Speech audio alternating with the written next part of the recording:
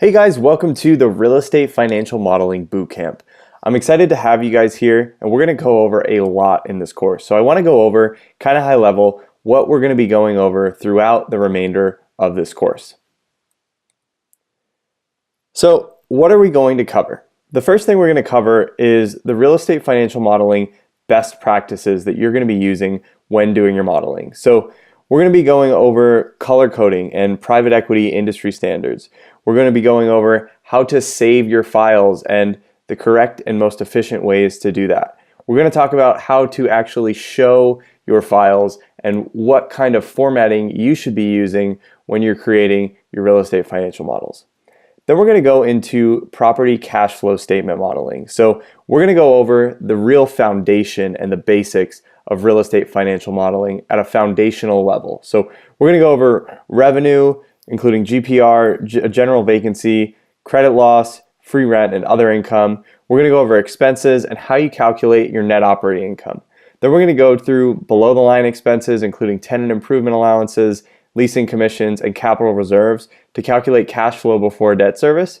And then we're going to go over how to calculate debt service and how to show debt service in a property cash flow statement to finally create a full property cash flow statement so you have the basis for everything else that we're going to be doing throughout the remainder of this course. Then we're going to be talking about how to model key real estate investment metrics. So we're going to go over DCF analysis. We're going to go over the internal rate of return. We're going to go over cap rates, cash on cash returns, and equity multiples. Then we're going to go over real estate debt modeling. So we're going to talk about loan sizing, and we're going to talk about several different key loan metrics, including the loan to value ratio, the loan to cost ratio, the debt service coverage ratio, the debt yield, and then we're also going to talk about a loan constant and what it is and how to calculate it. Finally, we're going to talk about the expense ratio and break-even ratio and how that applies to debt. Next, we're going to go over Excel hotkeys and shortcuts for real estate financial modeling. So we're going to go over columns and rows. We're going to go over function shortcuts. We're going to go over shortcuts to navigate your workbook. And we're going to go over paste special to make sure that you are being as efficient as possible when you're doing your real estate financial modeling. Next, we're going to go over essential real estate financial analysis Excel functions. So we're going to cover in detail the time value of money. We're going to go over exercises around the present value, future value, number of periods, rate, and payment calculations in Microsoft Excel. Then we're going to go over loan functions. So interest payment, principal payment functions. We're going to go over cumulative interest payment functions and cumulative principal payment functions. Then we're going to go over part 2 of return metric functions and talk about the NPV and IRR in a dynamic modeling environment. And then we're going to go over the XNPV and XIRR for you to get really granular and really detailed in your Excel modeling. After that, we're going to go over data manipulation and scenario analysis. So we're going to go over essential lookup functions like VLOOKUP, HLOOKUP, index, and then index and match. We're going to go over if statement functions. So SUMIF, SUMIFs, COUNTIF, COUNTIFs, average ifs, and how to use these functions in your real estate financial modeling. We're also going to talk about sum product and how to use that and why to use that. We're going to talk about how to calculate a compound annual growth rate. We're going to talk about the round function and the date diff function when you want to calculate the difference between two dates and when to use it and why to use it. We're then going to go over data analysis tools for real estate financial modeling. So we're going to go over things like goal seek.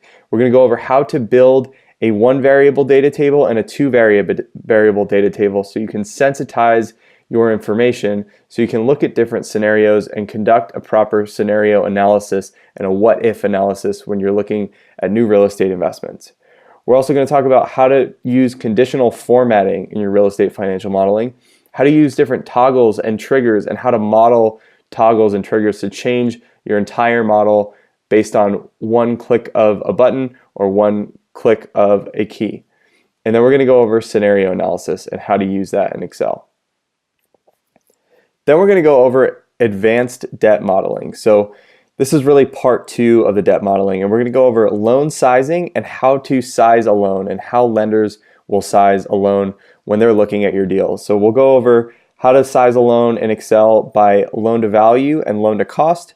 We'll go over loan sizing by DSCR and also by the debt yield. And we're also going to build a loan amortization table together, so stay tuned for that. Next, we're going to learn how to model commercial leases. So this is where everything starts to really come together. So we're going to learn how to model a tenant's pro rata share.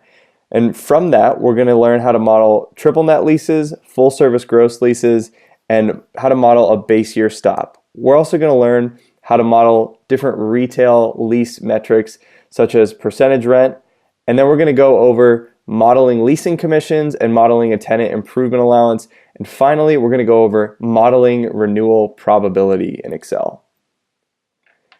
So now that we've gone over all of that, to finish up the course and to kind of bring everything together, we're going to actually build a real estate model from scratch. So we're going to go through a pre-built real estate model that I have built, and we're going to go through that together, exactly what the functions and formulas are and what the reasoning was behind that in order to create that model. So we're going to go through everything from modeling the NOI to cash flow before debt service, modeling interest expense and amortization expense, and we're going to go over modeling the acquisition metrics, the disposition metrics, the IRR, cash on cash return, and equity multiple, and then how to manipulate this dynamic model. And then finally, we're going to have a real estate private equity modeling exam. So this is your chance to go ahead and actually build a real estate model from scratch using everything that you learned. So I'm going to let you guys do this on your own, and then we're going to go through it together, and we're going to actually build the model together. Everything from modeling the NOI to modeling the purchase, loan, and sale proceeds, formatting the model, investment metrics, and then the loan metrics as well.